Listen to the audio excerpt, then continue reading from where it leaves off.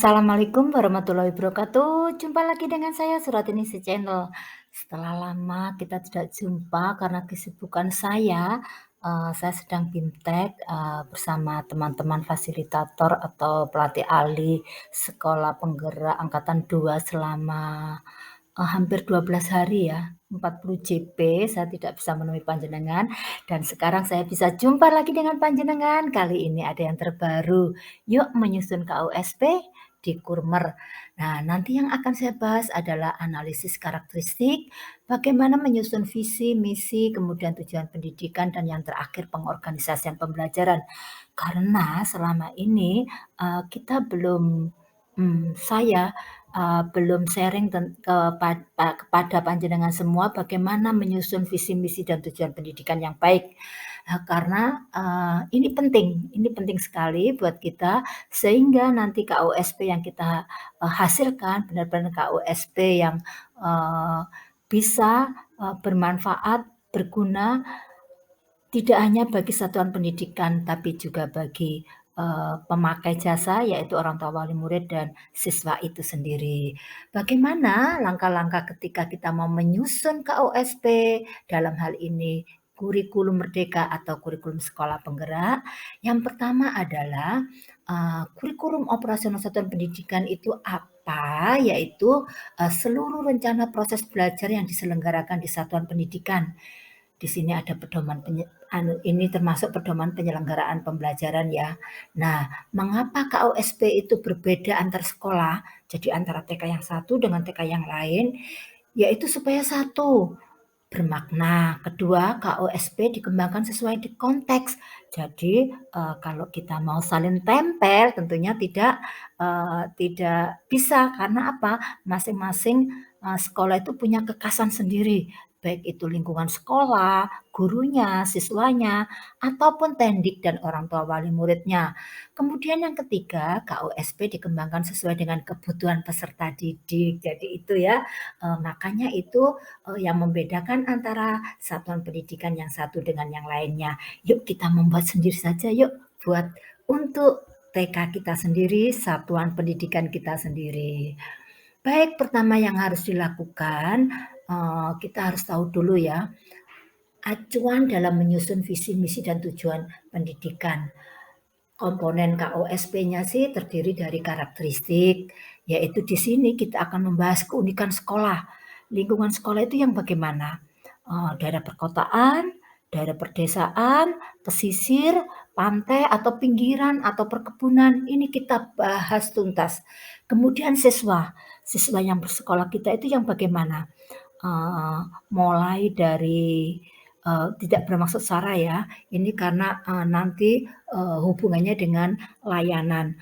Apakah yang sekolah di kita itu beragam, heterogen agamanya atau mayoritas sehingga ketika kita memberikan layanan harus sesuai dengan siswa kita.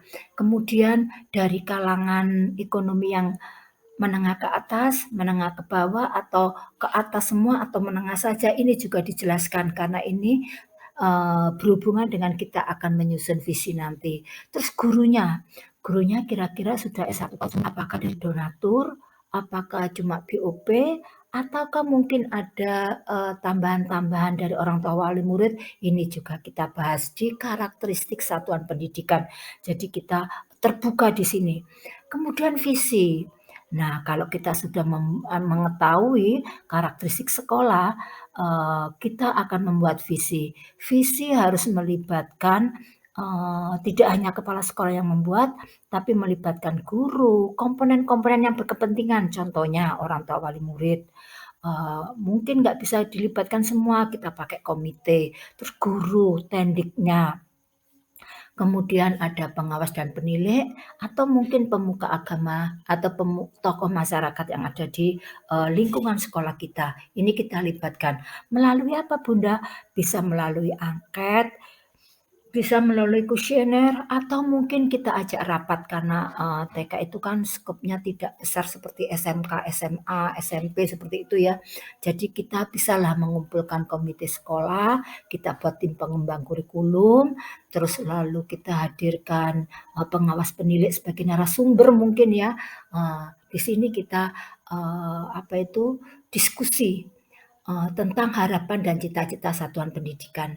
Kemudian misi, misi adalah cara bagaimana mencapai visi tersebut. Kalau visinya sudah terbuat, indikator-indikatornya itu kita buatkan di misi cara bagaimana mencapai visi. Kemudian tujuan pendidikan yaitu menargetkan kompetensi atau karakteristik yang menjadi kekhasan sekolah. Dan jangan lupa di Kurmer harus terintegrasi dengan profil pelajar Pancasila, nilai-nilai value-nya kita masukkan. Itu yang membedakan dengan kurikulum 2013. Jadi paham sampai sini Bapak dan Ibu semuanya? Bunda-bunda? Oke, kalau sudah paham kita lanjut ya. Selanjutnya adalah, kerangka dasar. Jadi di sini nanti ada kewenangan, kewenangan pusat itu, eee, ya di Kemendikbudristek ya. Kemudian ada kewenangan sekolah, ini yang harus kita pahami. Kewenangan pemerintah pusat yaitu struktur kurikulum. Kita tidak boleh, lepas dari struktur kurikulum yang sudah disiapkan oleh, pemerintah. Kemudian profil pelajar Pancasila ini, ini dimasukkan ke dalam, tujuan pendidikan nasional. Jadi ini berdekatan ya, jadi harus masuk value-nya ini harus masuk.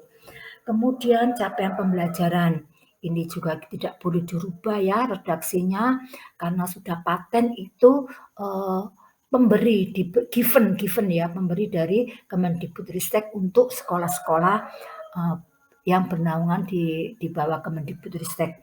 Kemudian ada prinsip pembelajaran dan asesmen, ini kewenangan pusat, kita tidak boleh lepas, kita tidak boleh merubah.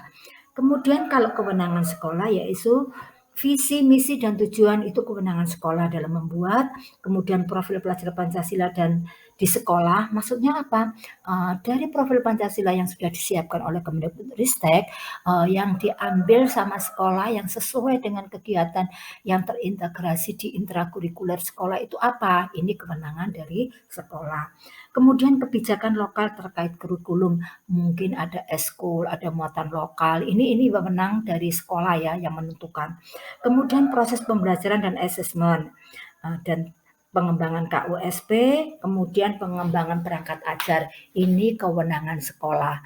Jadi di sini ada struktur kurikulum, yaitu, yang tidak boleh dirubah.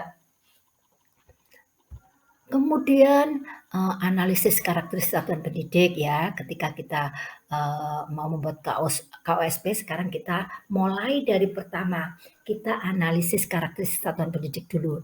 Kita lihat sumber daya alam dan sosial budaya yang ada di sekolah kita. Kira-kira sekolah kita terletak di mana nih? Di perkotaan, di perdesaan, atau pinggiran, atau daerah industri. Terus sosial budayanya bagaimana? Eee, Semuanya pekerja di apa itu, pertanian atau penduduknya bekerja di industri atau bekerja di perkebunan, ini kita bahas semua di sini ya. Kemudian sumber pendanaan, tadi sudah saya sebutkan ya, mungkin ada donatur atau mungkin dari BOP saja, mungkin ada uang sumbangan dari orang tua wali murid yang dinamakan SPP. Nah, ini disebutkan juga. Kemudian sistem sistem kebijakan daerah, mohon maaf ini bukan kebajikan tapi kebijakan daerah ya. Mungkin daerah kita ya masing-masing punya moto sendiri-sendiri ya, moto sendiri-sendiri. Nah, ini kita masukkan juga sebagai bahan analisis karakteristik di sekolah kita. Kemudian kemitraan, kita menjalin kemitraan dengan siapa saja, mungkin puskesmas saja, atau mungkin ada rumah sakit, mungkin ada, eee, apa, instansi-instansi atau organisasi-organisasi, swasta yang, sudah membuat MOU atau kemitraan dengan sekolah kita, ini juga kita sebutkan. Jadi di sini nanti isinya analisis karakteristik satuan pendidik adalah ini ya. Kemudian visi, misi, dan tujuan. Pertama ketika kita mau membuat visi misi kita tanyakan dulu, sekolah kita. Apalagi kalau fasilitator yang mau terjun ke sekolah penggerak ya, ditanyakan dulu, "Bapak dan Ibu sudah punya visi misi? Kalau sudah punya, kita tanyakan sudah berapa tahun itu? Kalau sudah 3 tahun, 4 tahun, apa tidak perlu direview lagi?" Jadi kita review, kita sendiri sebagai kepala sekolah ya, mereview visi misi sekolah kita. Bagian mana yang perlu dipertajam. Kita lihat sekeliling, ini kan sudah 3 tahun yang lalu nih, ternyata di dekat sekolah kita ini pertumbuhan ekonomi sangat tinggi, maka kita harus mereview lagi visi kita. Kita review misi kita. Apakah perlu ada yang dipertajam atau memang cukup di sini saja? Tapi kan kalau kurikulum merdeka kan ada value profil pelajar Pancasila yang harus dimasukkan. Nah, nanti kita masukkan di situ. Kemudian setelah kita review visi misi kita, oh ternyata ada yang berubah nih, kita pertajam di sini misalnya. Kita pertajam di bagian mana, dan misinya otomatis berubah kan ketika visi berubah, eee, mungkin hanya satu kata yang berubah ya, tapi satu kata itu juga harus disertai perubahan misi, karena misi itu kan cara mencapai visi. Kalau visinya berubah, misinya juga berubah, walaupun itu satu poin ya. Kemudian tujuan tentu saja ikut berubah. Terus di sini yang perlu panjenengan perhatikan, yaitu ketika review tujuan, apa prioritas tujuan satuan pendidikan itu? Tujuan utamanya itu apa? Kemudian apa yang mendasari tujuan itu? Kemudian kompetensi apa yang perlu dikembangkan dan karakteristik apa yang perlu dikuasai siswa. Jadi seperti itu ya. Oke, kalau sudah visi misi dan tujuan panjenengan paham ya, kita review ulang visi misi kita, coba yuk kita lihat lagi apa yang perlu dipertajam, apa yang perlu dirubah, karena sudah tidak sesuai lagi dengan kebutuhan siswa sekarang. Sebelum pandemi itu mungkin berlaku, tapi setelah pandemi dengan banyaknya anak-anak sudah menguasai, gadget, bisa, mencari sendiri di YouTube, itu, keunggulan untuk IT, perlu kita apa ya, ya kita analisis lagi, perlu tidak dimasukkan ke visi kita, seperti itu ya. Karena, 3 tahun belakangan ini, setelah pandemi ya mulai tahun 2019 sampai 2022, luar biasa perkembangan anak-anak itu, kita tidak boleh menutup mata ya. Baik Bapak dan Ibu semuanya, setelah itu, di sini ya, profil pelajar Pancasilanya itu mempengaruhi atau terintegrasi di sini struktur kurikulum. Di sini ada prinsip pembelajaran dan asesmen dan capaian pembelajaran. Kalau sudah, ini SNP itu Standar Nasional Pendidikan ya. Kalau sudah baru diturunkan di sini ya, ke karakteristik satuan pendidikan. Kemudian setelah kita menganalisis, kita buat visi, misi, dan tujuan, kemudian menentukan pengorganisasian pembelajarannya. Dan kemudian rencana pembelajarannya terakhir, kita perlu ini pendampingan, evaluasi, dan pengembangan profesi guru juga perlu dilakukan. Jadi seperti itu ya. Nah, kriteria misi, rumusan misi yang baik mempunyai kriteria dan ciri-ciri sebagai berikut ketika panjenengan membuat misi loh ya. Misi itu kan cara untuk mencapai visi ya. Rumusannya sejalan dengan visi satuan organisasi atau satuan kerja. Jadi nggak boleh lepas dari apa itu visi nggak boleh karena apa misi itu cara untuk mencapai visi kalau lepas redaksinya sendiri kalimatnya sendiri berarti bukan misi kita, itu mungkin nggak tahu misi sekolah lain ya. Kemudian rumusannya jelas dengan bahasa yang lugas, tidak bertele-tele. Kemudian rumusannya menggambarkan pekerjaan atau fungsi yang harus dilaksanakan. Jadi, menggunakan kata kerja maksudnya di sini ya, bukan kata keadaan, bukan kata, keterangan, bukan, tapi menggunakan kata kerja. Kalau dalam kalimat itu kan ada, kata kerja, kata bilangan, tapi yang kalau misi ini kita menggunakan kata kerja. Kemudian dapat dilaksanakan dalam jangka waktu tertentu dan memungkinkan untuk perubahan penyesuaian dengan perubahan visi. Baik, sekarang tujuan pendidikan. Tujuan merupakan penjabaran dari pernyataan misi. Tujuan adalah sesuatu yang akan dicapai atau dihasilkan dalam jangka waktu yang telah ditentukan. Penetapan tujuan pada umumnya didasarkan pada faktor kunci keberhasilan yang dilakukan setelah penetapan visi dan misi. Contohnya seperti ini ya, uh, apabila kita mempunyai lingkungan sekolah yang apa ya, di daerah pertanian, terus mungkin ya ini mohon maaf ya tanpa bermaksud ya, daerah pertanian, terus kondisi lingkungannya itu semua bertani, terus apa ya, ekonominya itu menengah, tenang-tenang saja seperti itu. Tentu visi yang akan dicapai itu ya ya ya kita sesuaikan dengan kondisi, lingkungan sekolah tersebut. Misinya juga untuk mencapai visi tersebut dan tujuan pendidikannya yaitu, penjabaran dari pernyataan visi. Nah, karakteristik di kawasan ini contoh ya, karakteristik ya, di kawasan industri, sekolahnya memiliki kekhasan berupa peserta didik yang berasal dari berbagai etnis dan budaya, baik itu agama maupun budaya. Karena industri itu kan banyak banyak yang dari daerah-daerah lain sih ya, satu Indonesia mungkin datang ke situ ya, misalnya di Jakarta itu kan atau di apa Bekasi, kalau di Surabaya itu di Rungkut itu kan daerah industri, wilayah industri. Itu tidak hanya orang Jawa Timur saja yang datang ke situ untuk mencari pekerjaan, tapi dari seluruh penjuru Indonesia itu ada. Jadi kan ketika mengumpul di Rungkut itu ya, mengumpul di satu tempat, itu kan otomatis Rungkut tersebut yang ada TK-nya itu kan penduduknya heterogen ya dari bahasa, dari suku, dari karakter dari suku dan budaya tersebut itu kan berbeda-beda, jadi heterogen, baik agamanya juga ya mungkin. Nah, di mana masyarakatnya saling menghormati dan bertoleransi terhadap keragaman tersebut. Jadi di situ di Rungkut itu walaupun berbeda-beda mereka tetap bertoleransi. Di sisi lain, keberadaan kawasan industri menimbulkan permasalahan lingkungan nih, ya.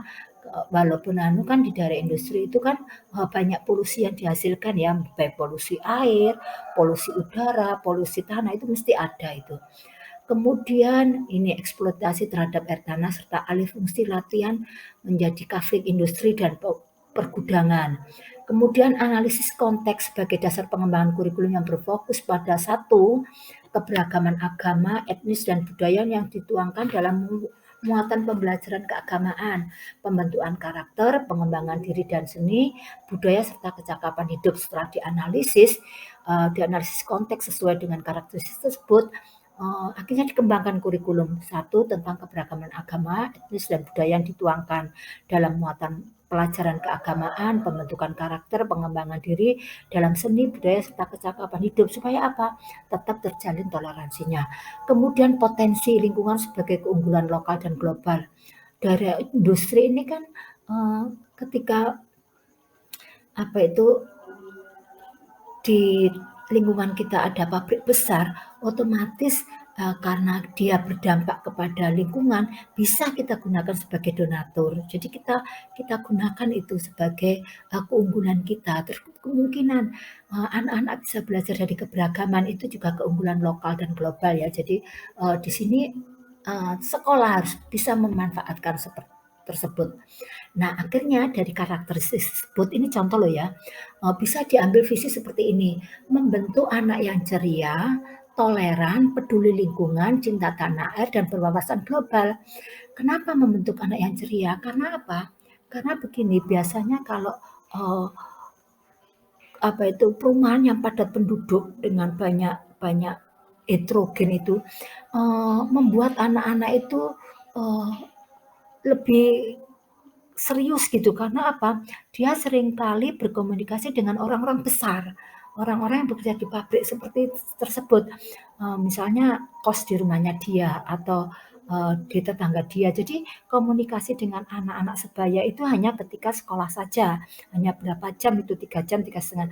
Lanjutnya anak-anak berhubungan dengan orang dewasa, otomatis cara pemikirannya mereka juga dewasa. Nah, di sini satuan pendidikan ini peduli, makanya dia ingin membentuk anak yang ceria, tetap pada kodratnya sebagai anak gitu, walaupun dia itu hubungannya komunikasinya dengan orang-orang besar. Jadi ke TK-nya, ke anak pautannya itu tidak hilang. Karena anak PAUD itu selalu ceria, makanya di sini visinya satuan pendidikan tersebut adalah membentuk anak yang ceria. Tapi tetap toleransi, dia mempunyai toleransi ya. Walaupun mungkin di lingkungan sana sini banyak yang beragama beda dengan dia. Terus dari suku bangsa yang beda, dia harus mempunyai rasa toleransi yang tinggi. Kemudian juga harus peduli lingkungan. Karena apa? Di situ kan polusi udara, industri kan polusi udara, polusi air, polusi tanah. Dia harus peduli lingkungan. Contohnya gini, eh, karena di daerah industri itu air itu banyak yang tercemar, sehingga kita ketika menggunakan air harus hemat. Contohnya seperti itu loh. Jadi harus peduli lingkungan itu seperti itu contohnya. Kemudian cinta tanah air dengan keberagaman tersebut, eh, kita masukkan profil Pancasila sini cinta tanah air dan berwawasan global. Dia harus mencintai, oh ternyata aku anak Indonesia dan di Indonesia ini loh miniatur dari Indonesia di lingkunganku banyak sekali ini orang yang bukan dari suku yang sama dengan saya, banyak yang dari luar kota, luar provinsi, bahasanya juga beda-beda dan seperti itu. Nah, kemudian misinya, kita lihat indikatornya ya di sini, membentuk anak yang ceria itu indikator yang pertama. Misinya yaitu memunculkan keceriaan. Jadi di sini nomor satu, misinya sekolah tersebut ingin memunculkan keceriaan anak tersebut. Terus toleran. Kedua, menanamkan sikap toleransi. Jadi seperti itu ya. Misinya dia ingin menanamkan sikap toleransi kepada anak-anak gitu. Terus peduli lingkungan ya. Terus misinya menumbuhkan kepedulian kepada lingkungan sekitar. Jadi berhubungan kan ini memang caranya kita mencapai visi. Misi itu cara bagaimana kita bisa mencapai visi. Kemudian cinta tanah air dan berwawasan global. Menanamkan rasa cinta tanah air nomor 4 dan kemudian nomor 5 mengembangkan wawasan anak tentang dunia. Nah, di Indonesia aja sudah begitu luasnya, dunia lebih luas lagi. Kita harus tertantang sebagai anak bangsa yang nanti bisa tahu dunia seperti itu. Jadi kita kenalkan IT-nya, kita buka seperti itu. Nah, sampai sini paham ya? Di sini saya kasih contoh yang sangat jelas sekali ini. Contoh visi, contoh misi. Terus tujuannya apa? Nah, ketika kita ingin memunculkan keceriaan itu tujuannya apa? Tujuannya satu, terwujudnya peserta didik yang sehat dan bahagia. Kalau anak-anak ceria, pasti dia akan sehat dan bahagia lahir dan batin. Benar tidak? Nah, kemudian yang ini menanamkan sikap toleransi, tujuan pendidikan dari satuan tersebut yaitu terwujudnya peserta didik yang memiliki sikap menghargai perbedaan dan nyaman berinteraksi dengan keragaman. Kemudian yang nomor 3, peduli lingkungan, terbentuknya peserta didik yang peduli lingkungan dan berempati pada sesama.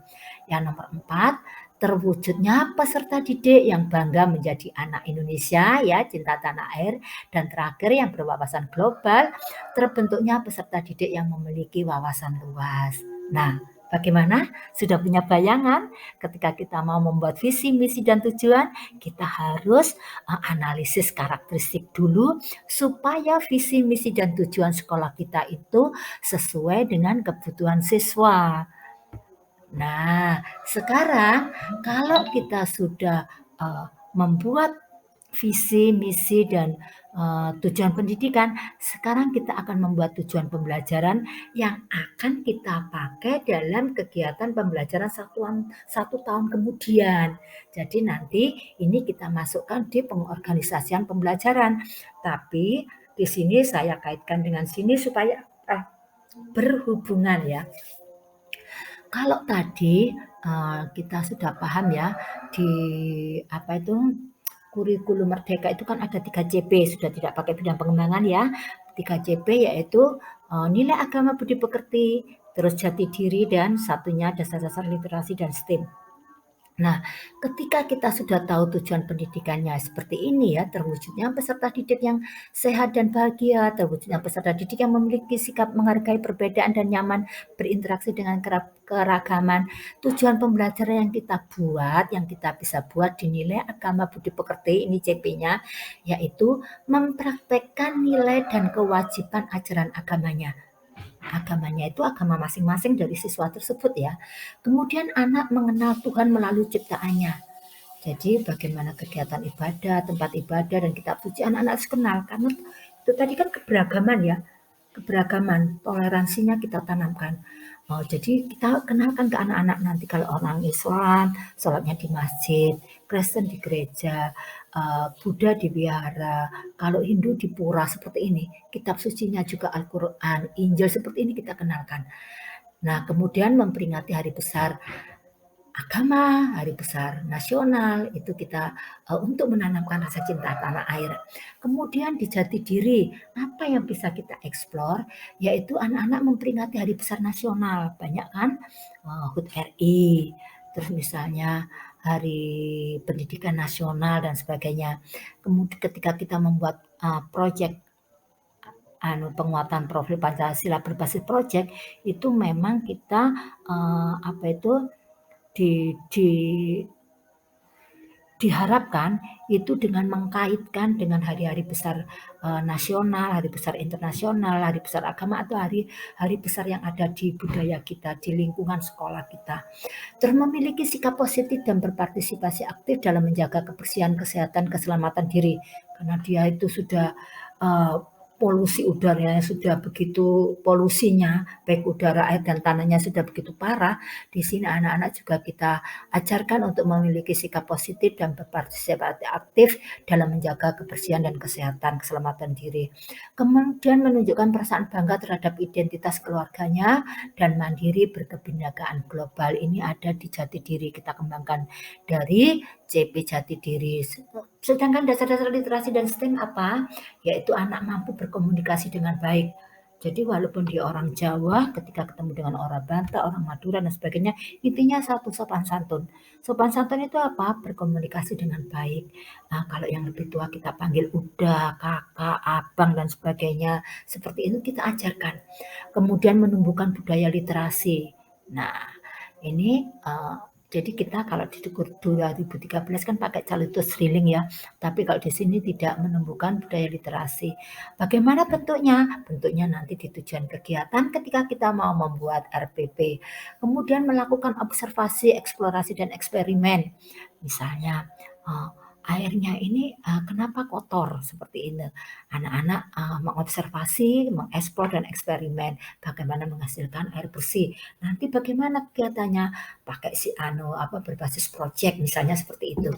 Terus menemukan solusi kreatif dalam pemecahan masalah. Yang terakhir mengekspresikan imajinasinya menjadi karya menggunakan material alam di sekitarnya atau memakai louchpad. Jadi ini kegiatan atau tujuan pembelajaran yang akan kita tuangkan nanti di pengorganisasian pembelajaran ketika kita mau membuat muatan pembelajaran. Jadi seperti itu. Yanda dan Bunda semuanya, semoga bermanfaat. Ayo kita mulai sekarang membuat visi, misi, dan tujuan pendidikan, tujuan pembelajaran yang sesuai dengan karakteristik sekolah kita masing-masing. Kalau kemarin sudah misalnya, Bu saya kemarin sudah download contoh kurikulum panjenengan yang di blog panjenengan di catatan Nining, boleh sebagai bahan acuan ya, tapi kita membuatnya sendiri karena kita sesuaikan kondisi sekolah kita. Ya, oke, dadah. Semangat terus untuk belajar dan berbagi. Salam sehat selalu dari saya ya.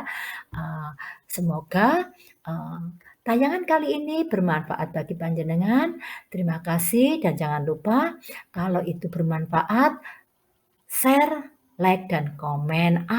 apa request panjenengan insyaallah akan saya, kabulkan karena ini, sudah saya mulai longgar nih sebelum nanti saya Mei kembali lagi, masuk ke kegiatan, ini saya longgar, saya insyaallah akan, selalu memberikan masih tentang kurikulum merdeka yang terbaru ya.